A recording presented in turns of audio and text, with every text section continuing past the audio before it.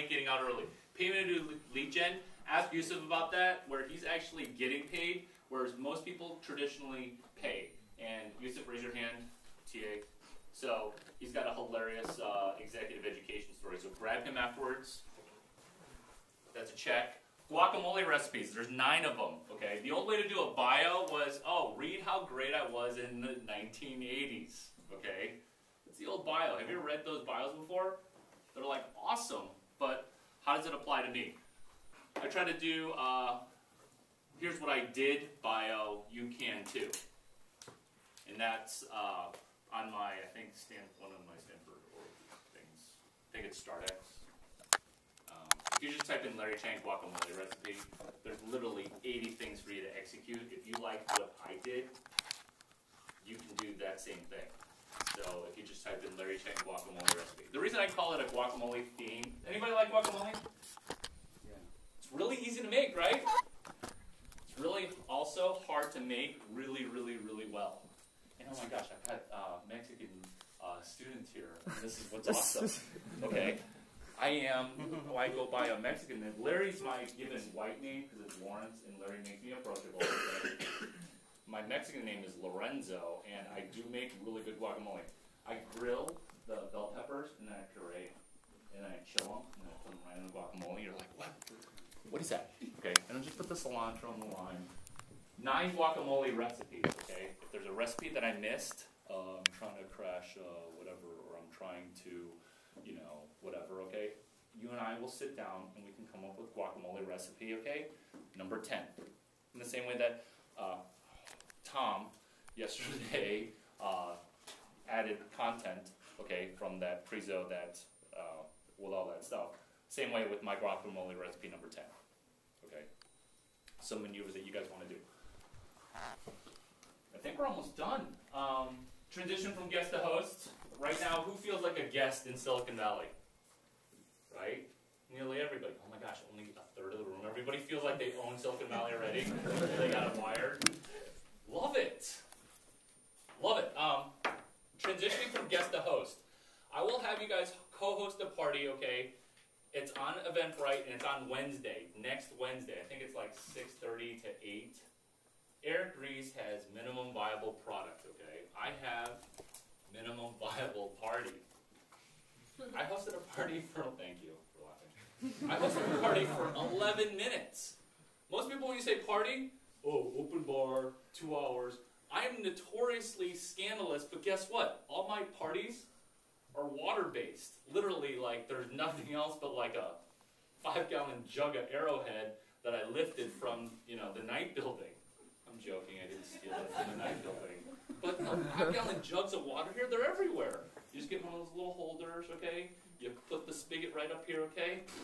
You're at the after party. And then you start selling VC sponsorships, okay? VCs, and this is like where you're going to be like, oh my God, you're introducing me to a brand new world. VCs love being wrangled, roped, and hard sold for money. Like, you just get right into VC's face and you're like, hey, Mr. What's your first name? Thomas. Mr. Thomas, thank you for coming to my event. Wouldn't it be great if you gave me $150 right now so that way I can have you sponsor the next thing? And most people think, oh my gosh, thank you for letting me be in your face. Most people think, oh my God, there's no way that that's even good or that's not good. In his mind, when you're squeezing him for money, okay, in his mind he's going, I bet he could squeeze some publisher in like Cincinnati, Ohio. First question out won't be yes or no. First question out is, are you at Stanford? Are you an engineer? Are you somewhat technical? Are you from, a great school? Are you technical? You are? Wait a minute. And then he starts getting confused, okay? Once the VC is confused, okay, you got him. Once he's in the say no pattern, okay, you don't have him. You do not have them because they're just, oh, email me. Because they know that 15% of you are going to email them and everybody else isn't. Will you guys, okay, this is the back of the name card too. Email everybody who gives you an email. This is the back of the name card. Do you like how, Tom, do you like how I'm hijacking the back of your name card for an execution? I love it. And if need be, we'll add a second name card as we go through the course. Do not lose your name card. My name card last year has Illinois with a big I, because I actually went to undergrad. Who here thinks I went to Stanford? I went to the University of Illinois. Last year they cared. Transition from guest to host. Wrangle. When we start doing this, okay, you will see that very important people who are not comfortable in their surroundings, they absolutely need to be wrangled, okay? They absolutely, Tom, I'm going to use you. Can you put your laptop down? Okay. Wrangling is the physical movement. Who was there yesterday when we were moving from, like, stand. Who was there yesterday when we went to that one secret place to learn how to do that secret thing? See? This is why you stay after class. Oh, and if you're in other stuff, try to unload your other stuff as quickly as possible, because that's what happens in entrepreneurship. You gotta quit stuff. You gotta neglect your kids. I mean, look at like a bunch of entrepreneurs. I mean, does anybody? I'm not gonna ask if anybody has any kids, but entrepreneurs are very neglectful. Look at me. I'm extremely old and extremely single. I'm not single. I have a girlfriend, fake one. All right. So this is how to wrangle. Okay. When a person's in a new environment, physically moving them. Tom, thank you so much for coming. It'd be great if you came this way. People need to be physically moved. They don't know what they're doing up here. It sounds like, oh my God, I hate this guy, Larry Chiang. Okay. If I put my hand in my pockets enough, and then see, look. And then you can do whatever you want with the person up in front, okay? People want to be wrangled in a brand new environment. Thank you very much. People want to be physically moved. And celebs, okay? You think they're so used to being like the center of attention, okay? Until you tell them where their green room is or their trailer, okay? They don't know what they're doing. They have no clue. And they've got their entourage they're trying to manage. Let's say they have a puppy. Completely lost, okay? They will go to the bathroom and forget to turn their mic off. I didn't do that. I remembered when I just went over. Turning the microphone off, a bunch of celebrities just leave it on all the time. They never know when they're mic'd. I'm going to now have the people that are transitioning to the panel stand up. And we're going to do the panel right here. So who are my panelists? Philippe, stand up, move over. I'm going to give you position 1. Sai, come on up. I'm going to give you position 2, and then Jose, position 3. You guys like the seats for the panel? No seats. You're standing. So I need a volunteer to be co-moderator, because I want to be your second moderator. I'll be second moderator. Who wants to moderate this? Could I add an additional request? Sure. You've got a boys club right now, and it would be really great to have a woman moderate if one of you. That'd be awesome. For the record, I did invite somebody who not only was late like the 2 panelists on your left, Felipe was on time, but I did invite somebody. Yeah, but she couldn't come. Yeah. Could I please, somebody, please do that? The job description is we make it up as we go because we're entrepreneurs. Nice. Okay, you are primary moderator, so why don't you stand, and I'm going to be your assistant. So what do I have to do? By the way, give her the mic, guys. Give her the mic. That is the baton of power. Is there another mic? You know what? Just I can project my. She's going to go down the passage then. Perfect. I'm going to have you slide over 1 chair. This is also physically wrangling in a classroom. So you see what I'm saying? People are very comfortable with like intrusion of space, like in a public setting, I've been told. So the way the moderation will work is I get the first question, and then the moderator then picks the panelists' answer, and then in the back half of it, we're going to go over a lightning round. So initially, if you ask a question, 1 or 2 or 3 people answer. In the end, okay, lightning round, meaning if you've got the good snippet, you fire it off. Okay, so it's the first 10 minutes and then the last 10 minutes. Okay, so my first question. Larry, just so Hilla's clear about it, you control the mic, and so when you get to decide who gets it, Okay. and then right back to her. So it's she's going to be asking some things as well. Cool. Why do you think I invited you guys? This is a panel on networking and how to network in Silicon Valley as a new person to Silicon Valley. That's the focus of this. I'm going to write it up.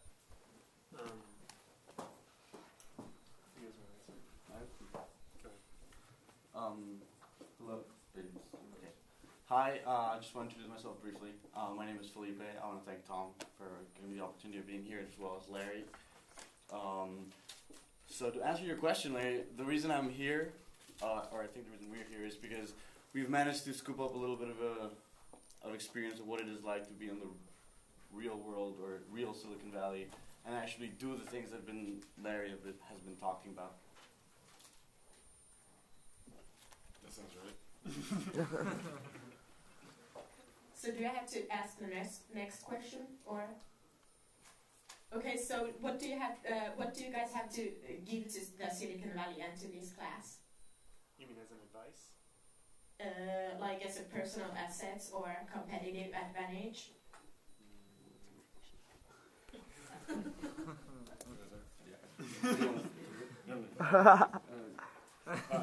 Please.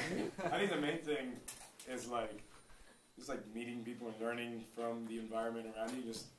My goal is to get as much knowledge as possible and or as much experience as possible, and then be able to pass it on to other people. And kind of like a central hub of information, sort of. So it's not so much what I can give, but what I can learn from other people, and then give to other people. Yeah, I think another thing I would talk about is I was in your seat actually last summer, and so maybe afterward we can talk and I can give you some tips on really making the best of this summer. So sort of the lessons, maybe the top 3 things I would do if I was in your shoes, if I was back in the same spot again, to sort of iterate faster. What I would say is something just much simpler than what these guys said. I think it's just, I'm not saying it. Yes, fine. It's just realize your situation and what you want to do, and just do it. I think just questioning the assumption of why I'm not doing what I want to do. I think that's the biggest advice I could give to any of you is just what's standing in my way, and take the problem from a big problem is I'm starting a company, to this is what I have to do. These are 3 easy things I can do, and then I'm on my way. By the way, I'm Vieitez. I was also in this class last winter, and I just graduated. Thank you, Tom and Larry. And I'm Sai, by the way, and I'll be happy to talk with some of you afterward if you want to, get some info on what you can do to really kick ass this summer. So what do you need to survive in the Silicon Valley? Are my questions okay, or? Yeah. And the audience, can jump in too after. She wasn't sure what to do. She knows what she's doing. You're doing a great job. You're doing an awesome job. So I think maybe one of the first things you need to sort of survive Silicon Valley is a lot of you are from abroad, like Larry said earlier, and you sort of need to move away from the fact that you have something to lose. All of you are students. You have no prior track record. You have no reputation to defend. You can be as shameless as you want when you call people up. It doesn't really matter. They might not even remember you. So I think one of the first things is you just really need to go out there and sort of be ambitious. And if it doesn't work out when you call a VC and you ask for an appointment, it doesn't matter. There's 200 other VCs that are waiting to talk to you at some point. So that's one of the first things. Really be ambitious and just forget the fact that you have something to lose. I'd say 2 things. One is have a dream. Having a dream is very important, and just chasing it. The idea of having a dream just translates to everything you do. And if you can share that dream with a team, I find it to be much more powerful, because a team keeps you fueled all the time. If you're feeling down and then your teammate comes up and is like, hey man, I just wrote this algorithm that's going to make it more efficient, you're back up again. So I would say it's much easier to survive in Silicon Valley if you have people to share your dream with. Questions from the audience? Yes, I would like to know in more details how you got to Silicon Valley, and what was your input, the plus in what you've been doing since last year.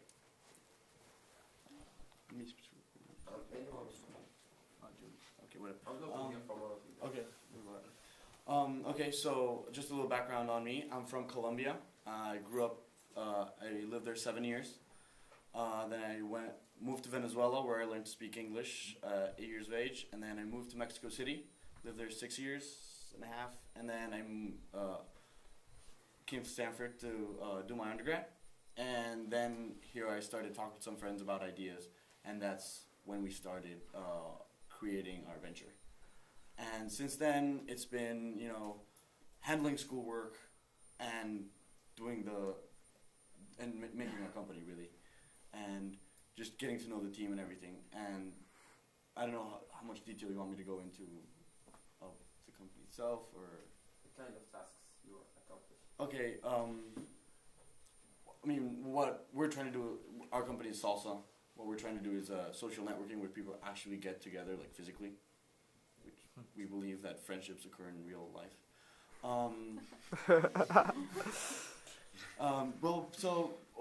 So that's what we're trying to do, but what we have accomplished, you know, like what things we have done, you know, we went to TechCrunch Disrupt, which was a big conference.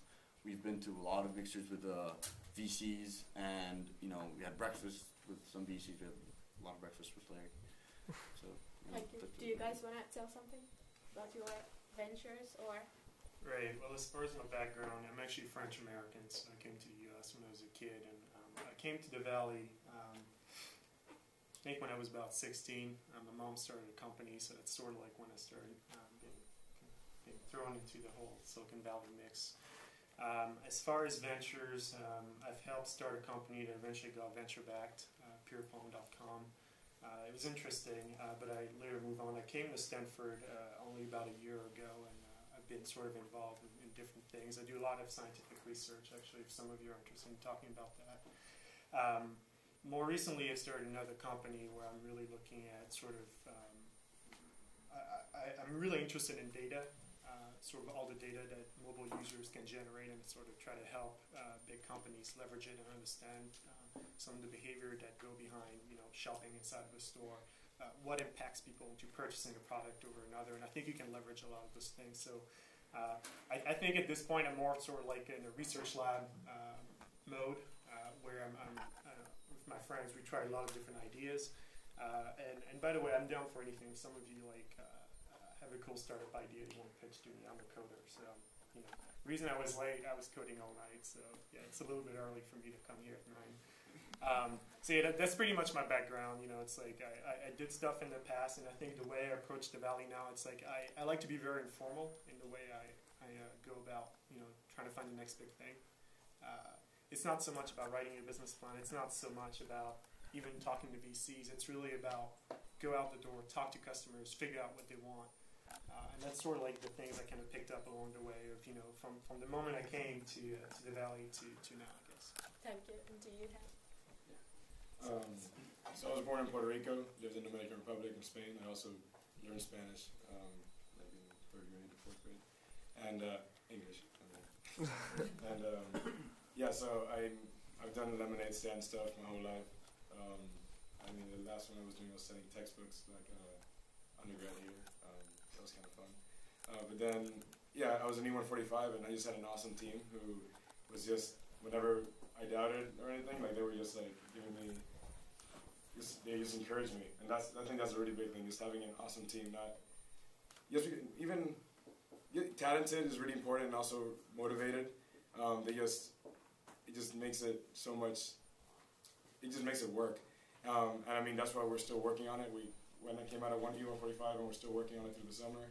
What we do is we work with big retailers and small retailers, and we help them either establish loyalty programs, or we use current loyalty programs such as, you know, CVS, Safeway cards, and we make it all digital and make it just we streamline it so you can sign up automatically and all that stuff. And yeah, I mean, I just You and I, we gotta talk. yeah, making it more. Yeah. Thank you so much. Does the audience have any other questions? Yeah. What are the biggest challenges that you faced while building a team? I can speak to that because I want to try to get 15 interactions, so 2 sentences max. Yeah, be brave.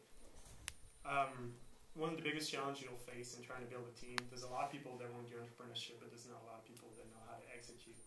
And by that I mean technically execute. So let's say you want to build, you know, a new social web platform. right now I could shoot an email to the MBA Stanford list of the high tech club, and you would get 20, 30 response. How many of them actually know how to code? So that's going to be your biggest issue. So like finding technically minded people is going to be one problem. The other thing is actually manage to convince people to join you. I think I was pretty lucky for myself, like as far as finding a co-founder, like it really worked out, but it can be pretty intricate. Even if you live in a dorm, even if you know that the guy right down the hall knows how to code like crazy, you might not be a really good fit at the end of the day. So finding the right team, that's technically talented, because, let's face it, you don't want a bunch of MBAs on your team. You want a bunch of people that really can execute technically. Finding people that you can work with, more on like a social level, is going to be another barrier you're going to run into. Okay, thanks. Be brief, please. So. Good job. Good job, moderator. I would say finding people you can trust, but trust is a very big thing. Trust is about, one, do you trust the person's character? Two, do you trust the person's competence? I trust my mother. I don't trust her to land a 747. And three is, can the person actually execute in the given environment, in the given context? Yeah, great, you can execute. I trust you morally, but you have too many classes and you can't do it. So those three things, if you can find someone that you really trust them in all those three pillars, then you're good to go. Similar to that, yeah, and like I said before, people who are passionate, who want to support you throughout the process, and also, I just completely blanked on that one. Building a team, super hard, and two hacks that I've seen is this guy named Bert Heller. He started something called Hacks and Hackers. Basically, you don't meet enough people. It's the whole problem of it, which is why some people are resentful of me, because I network a decent amount, and I will help you network. Most people don't meet enough people. I mean, you need 4 people, and you can't pick a technical co-founder from, you can't. They're just not. So people host events, which is why, it seems like a weird thing, but it's extremely entrepreneurial in a small microcosm to host an event. Same thing with Hacks and Hackers and Founder Dating. Jessica Alter and Sar Gur started this thing called Founder Dating. Because finding a technical founder, impossible. Super, super, super hard. And you've got to get a huge amount of, Valley speak is called deal flow. Deal flow, huge. Let's enter the lightning round. I want 12 more interactions. Somebody hashtag how many interactions. I want 12 more interactions. 2 sentences. 2 sentences. Somebody compile these nuggets. Because these guys haven't spilled up. They need to spill, and they will. Nuggets, 2 sentences, 12 interactions. Who wants to hashtag and count? 12 interactions amongst these rows. Who's counting? Great. What's your name? My name is Hilla. Oh, Hilla and Bohy. Oh, sorry. Great. Okay, so that's your assistant. So you stop Hilla when you get to 12. We get to 12. Okay, Jeff, go ahead. I'm just wondering how you guys came up with the actual ideas for your businesses. If it was just, you saw an opportunity and went for it, or if it was like a brainstorming session, or how you guys each came up with it. 2 sentences, please. Mine was actually a brainstorming session, and we had a couple ideas, went out and saw which one had just the most interest as far as when you speak to people, and we went from there. So. Thank you. I think my ideas, and my ideas in general, really start out of frustration. I'm in the store and I look at a product and is it the right product for me? And it's like, well, in an age where I have a cell phone in my pocket, and wherever I go, I should be able to get more information. How come I can't get more information about this product? So it's sort of like the experience of living sort of brings additional ideas. And if you need ideas, I can feed you up to that. How about for E145? How'd you develop your idea? Like I said, it was brainstorming and then just sending the ideas to the VCs or to potential customers, and then seeing what they resonated with the most. Although, interestingly, the first VC we talked to, they completely hated the idea and wanted to change it. And then, but if we kept going with it, just to see what others would say, and then they all loved it. So, also talk to more than one person. So when I run VC panels, I translate what people say, and I want to translate what Sai said. And Sai basically said, I saw bump, okay, and I wanted to dumb it down and do text messaging for bump. That's what he did. Bump, iPhone, you need an iPhone. Now, Sai's product is you don't need an iPhone, but you can still bump. That was his app. That was his company. He launched it at TechCrunch in the summer, a month or 2 after he sat in your seats. I would say the way we came up with the idea was, one, we were in the state of mind that we could do anything we want, given the amount of effort and passion putting into it. So being in that state of mind, you start looking at life differently. And then someone said, oh, I'm bored. And I was like, ha, I can solve it. And then you get one idea, and then from there it begins to morph, and you create something completely different. But you have to be in that state of mind. So it's all about being creative and trying to find solutions to everyday problems, I guess. Charlie, go ahead. What's more important, you guys knowing for sure the idea works, or you guys loving the idea and wanting to see it come to fruition? I know it's kind of both very important, but 140 characters. Loving, the most important thing is just loving that you're doing it. The rest just doesn't matter. Customer validation. I think just, yeah, loving passion for what you're doing. Also, like, again, interest in, like, having this thing be something. So you can kind of have both options. You could either love it or know it's going to work, and both of those possibly could work. Well, I mean, I wouldn't work on something I don't love, even though there might be a huge market for it. It's just not the way I operate. Okay. But at the same time, one of the first things I do if I come up with a new idea is I'll go to this is a really quick hack, by the way, for a lot of you who have Stanford at Stanford.edu account. Go to alumni.stanford.edu, and if you want to validate an idea, you go there and you immediately look up the listing of alumni and their industry. And so, for example, if I'm interested in starting a company in, I don't know, healthcare, I'll immediately look up who's in the healthcare business and shoot him an email and talk with them and try to see whether or not the idea I have resonates with those people. So can you write that Thank you, up guys. while Any we're other doing that? questions? Oh, sorry. Yeah, Chris. Sorry, you want to write this up. Next question. We have how many? Chris? 10 more. 10 more.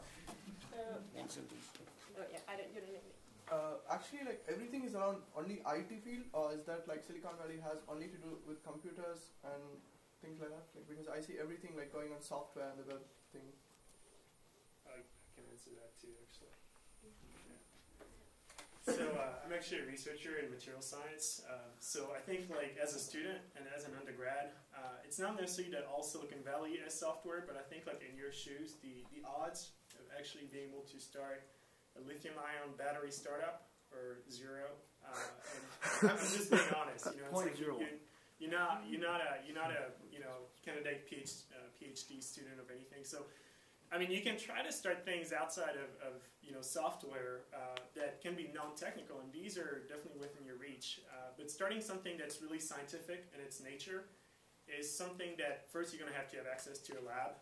Second, you're probably your professor who's going to supervise you is going to hijack it from you at some point. So really, it's you guys can try it, but you only have 8 weeks. So.